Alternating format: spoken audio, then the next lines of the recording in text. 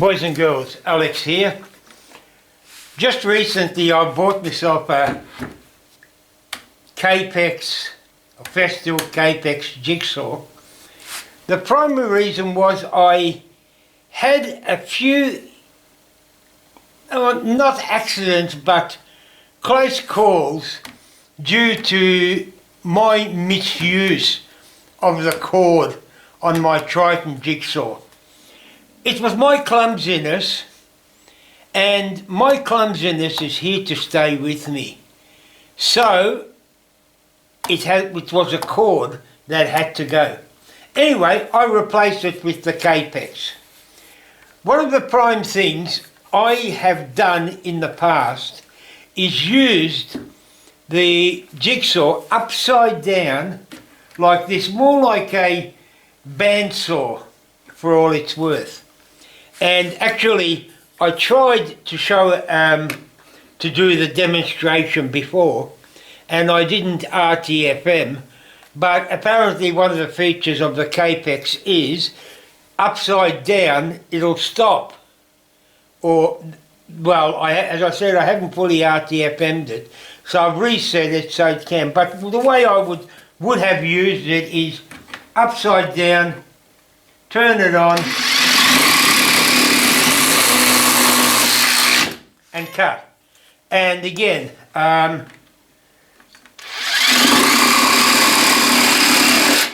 problem with this is that you're now trying to maneuver a saw upside down. Okay, the first thing I'm going to do is take the battery out to minimise the weight, remove the blade. Hang on, it's got this little blade remover, it's going to go flying, so let's keep it to the bench. And of course it didn't go on the bench, it had to go on the bloody floor. No problem, I actually found one of these jiggers. Alright, now the beauty of this Carvex is you can remove the base, and although primarily what people will do is replace it with one of these bases, which is a popular alternative. The idea of that, as you can see, of the V, you can grab yourself a piece of timber and run it diagonally through it, so you can cut a chamfer 45 degrees or whatever. However, what I actually did was I bought, oh Christ almighty,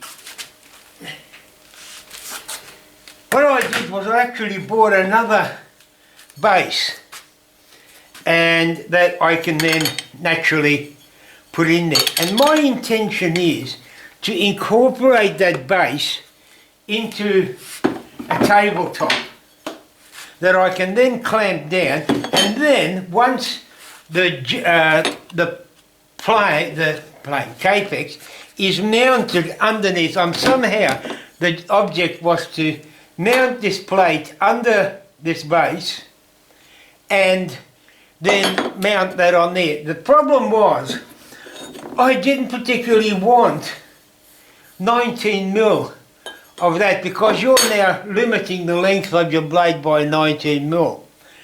I was prepared to sacrifice 6mm, so my intention is to have a top plate of 6mm and somehow build this upside down into the base, something like that. So, first off, I got onto SketchUp and started doing this, and I've come up with this pattern, which hopefully, when I get my router, I can set the depth to 6mm plus, that needs to go down 7mm. So I'll set it to 13mm and drill down, and that should get me that down to there. But then you've got all that shit to get rid of it. Now what I've done is I've also routed on the other side, or made this jig template on the other side, so that hopefully if I route out this piece, and that is just there if I remember correctly, it's not to be routed out because that base plate is going to fit in there, as you can see. So that's got to be cut out for the blade and all the mechanisms. But the whole idea is that's there to support this little bit as I'm using the guide bushing around there. I've worked out what my guide bush or my following guide is for that. So whatever I need, that's been extended by those few extra mils. And hopefully, if I route all that out, and I can't remember, I've got to work out how far I've got to go down, but I've got to keep routing down until that will sit in there. Now I think, as I said, that's got to go down 7 mil. Once I've done that, I can dig out the rest of that, and then whatever I need, that will come out. Now that's the theory. Well, I don't know whether how much video I'll be taking of it. Yeah, we'll see what happens. But I've told you what I intend to do. Let's see if I can do it now. Hopefully I can. I'll work something out on how to hold this, because I don't particularly want to ruin this thing here. So, okay, I'm off to start setting up routers. Analysis of the situation. It looks like, it's holding, it looks like I've got the idea. This could go down about another mil, although having said that, it's supposed to go down 7 mil, and I think I only set it at 6 mil to start off with. I'm not sure, but even then that's easily fixed with another light pass.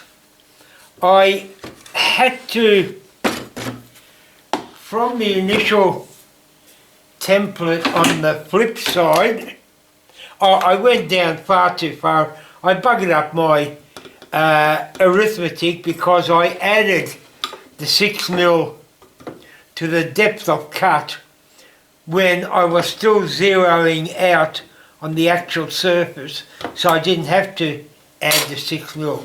So that's cool. I can live with that mistake. Now here,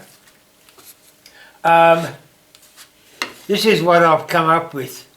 This should be about, well, as you can see, that's what, 25, 30 mil wide. It's got to be 46 wide.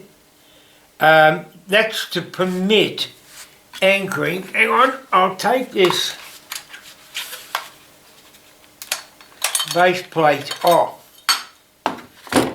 That's to permit, if I put it on this way, you probably can't see it, but the screw holes, where's something like a toothpick, hang on, couldn't find a skinny dowel.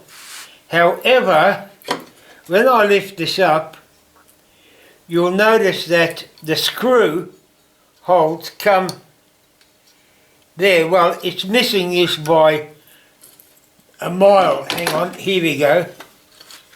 You can see it here.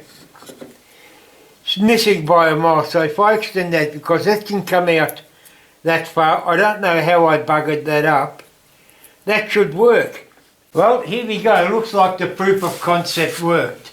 The bit I had it too wide. I extended it 46 mil, but it won't come in at the rear because of all these different profiles. So, and even if I did, I'd have to chamfer it to the point where I might as well just drag it down to there. I've split the wood here only because I put in 25mm screws at the back here. On that one I put through a 25mm screw without pre-drilling and it split it. I don't think it poked out, or it hasn't, or it is just poking out. So it'll have to be 19mm. Unless I've got 20mm, which I don't think I have, so it'll have to be 19 on all of them, and make sure you pre-drill. Other than that, that profile seems okay, other than the fact that I've got to chamfer those corners once I get the right width down a bit.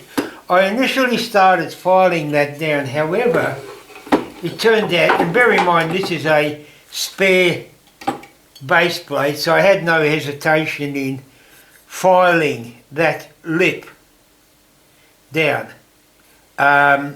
It looks like it's a lip that stops something from, whether it's one of these or God knows what, going any further. It's seen as a deliberate build-up lip. Now, this piece of MDF I've only put on there just as a pilot faceplate, but that one will extend the entire width of the board, and that'll be sort of like the cutting surface, which I'll probably polish up and make it quite smooth and keep it well waxed for ease movement. Now, what's happened is I have sacrificed, oh, by the way it attaches now is just simply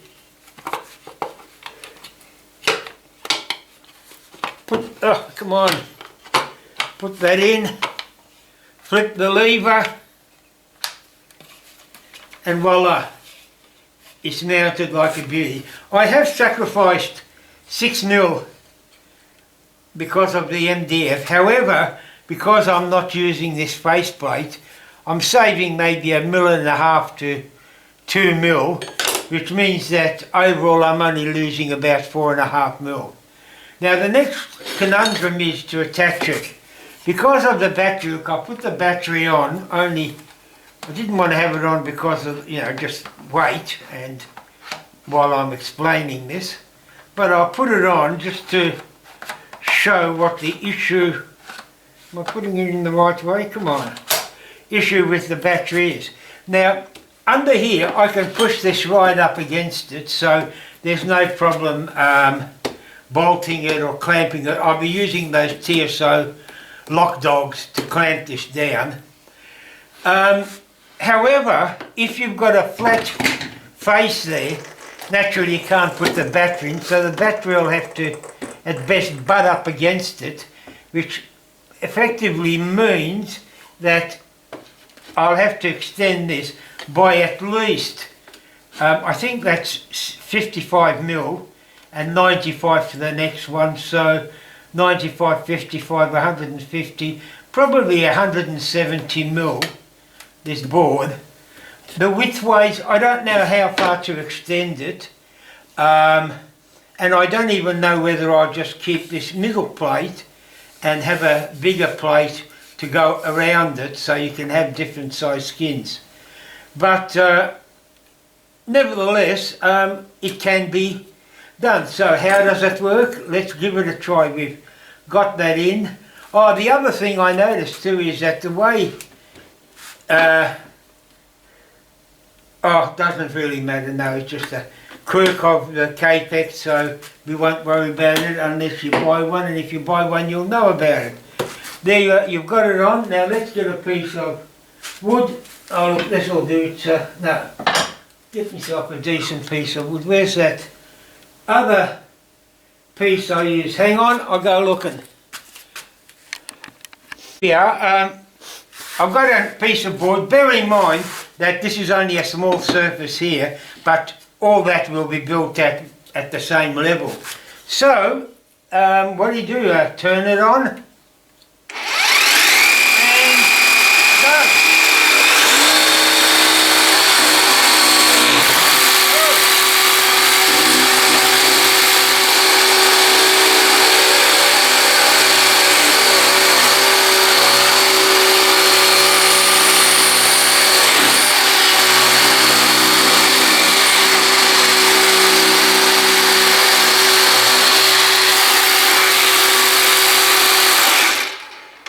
that took a nice little hunk of skin off me. But yeah, as with all of these, bear in mind the blade is coming up and down, and I did get caught on, where was it? I think I can't remember where I got caught.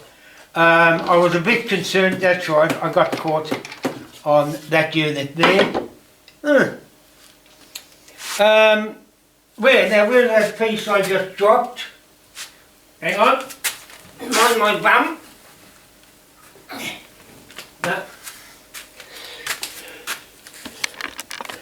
Okay, I've managed to pick up that piece that I dropped, and honestly, off the blade, it is quite smooth.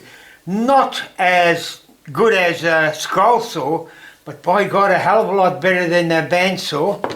And that's it, and as you can see, you can make some nice tight little curves on it. So as far as I'm concerned, I think it's a go, and I can now take it to the next stage. Okay, I've taken the face plate off. To disassemble, this could be a tight fit because I had to squeeze it over these spots, and in fact I might have to do a bit of adjustment. I'm just taking a shave off to see if that's all I need, because this seemed to